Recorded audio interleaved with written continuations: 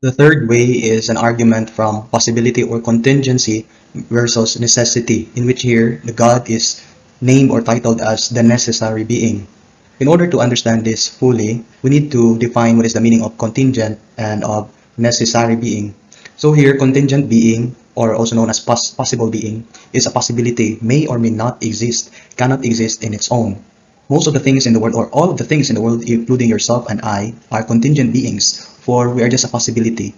We may or may not exist, and we cannot exist in our own. However, the necessary being is a necessity, should and must exist, and can exist in its own.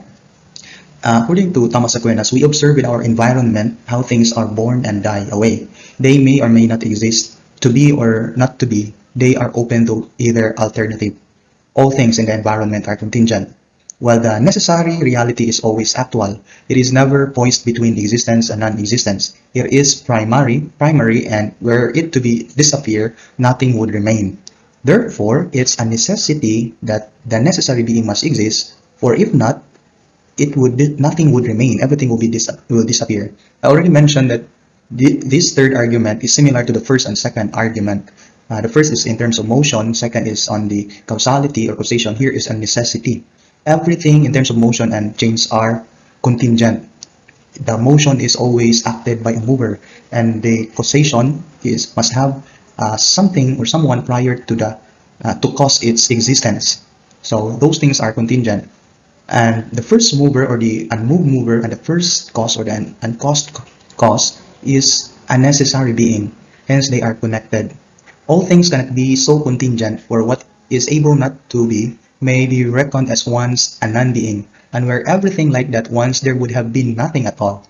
Now, where this is true, nothing would ever have begun. For what it does not begin to exist because of something which is, and so there would be nothing even now. This is clearly hollow. Therefore, all things cannot be, might not have been. Among them must be being whose existence is necessary. So to put it simply, it's a necessity that there must be a necessary being in order to explain the existence of all these contingent beings in the universe. Here, according to Thomas Aquinas, that we find in nature things that are possible to be and not to be, the contingent things, since they are found to be generated or and to be corrupted, and consequently they are possible to be or not to be. But it is impossible for this always to exist, for that which is possible not to be in some time is not. And therefore, if everything is possible not to be, then at once time there could have been nothing in existence. Now, if this were true, even now, there would be nothing in existence, because that which does not exist only begins to exist by something already existing. Therefore, if at once time nothing was in existence, it would have been impossible for anything to have begun to exist, and thus even now nothing would be in existence, which clearly is false. Therefore, not all beings are merely possible, but there must exist something, a necessary being, the existence of which is necessary. But every necessary thing either has its necessity caused by another or not. Now, it is impossible to go on to infinity in necessary things, which have their necessity caused by another, as has been already proved in regard to efficient causes. Therefore, we must admit the existence of some being having of its own necessity and not receiving it from another, but rather causing in others their necessity. This all men speak of as God. I know it may be hard to understand or difficult to understand, but to make it simple, you just compare it to the first and the second argument. In motion, again, it cannot be infinite regress of motion, one causing another to move. And also in causation, it cannot be an infinite regress that one is causing one another to exist. There must be a first mover or others, and there must be a first cause. Here also, it is an impossibility to have an infinite numbers of contingent things. Therefore, it's a necessity that there must be a necessary being, which is all men speak of as God. The fourth way is taken from realization to be found in things, or the hierarchy of goodness, in which the title or the name of God in this argument is the highest being.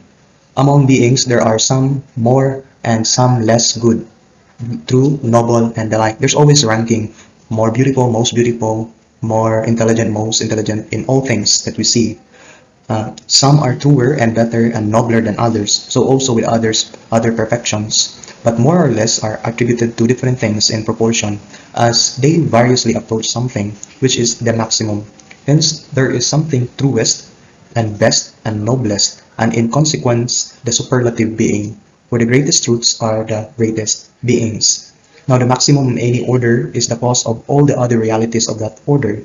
Therefore, there is a real cause of being and goodness, and all perfections whatsoever in everything, and this we term God. The argument can be gathered from the words by Aristotle in the Metaphysics. He says that the truest things are also the most real, and again, that there is a superlative truth. We must therefore reach some first good thing, which is not a derivative good by sharing, nor a good by reference to something else, but which is good essentially of itself, and this is God. One piece of architecture is more sham than another, one more genuine. Throughout a comparison is implied with what is true without qualification, and most of all, we can go further and conclude that there is something most real, and this we call God. So that is the argument based on gradation or hierarchy of being, in which it's a must that there is the highest being or the most perfect being based on the observation we see in the world, that there's always a gradation, there's always a ranking, there's always the hierarchy. And to be the highest being also means that it must exist, and that is the argument. The fifth argument is an argument based on beauty or order or purpose. Hence, the title of God or the name of God here is an intelligent designer. So, with these prepositions that every beauty or order or things have purpose must have an intelligent designer or a conscious being behind it.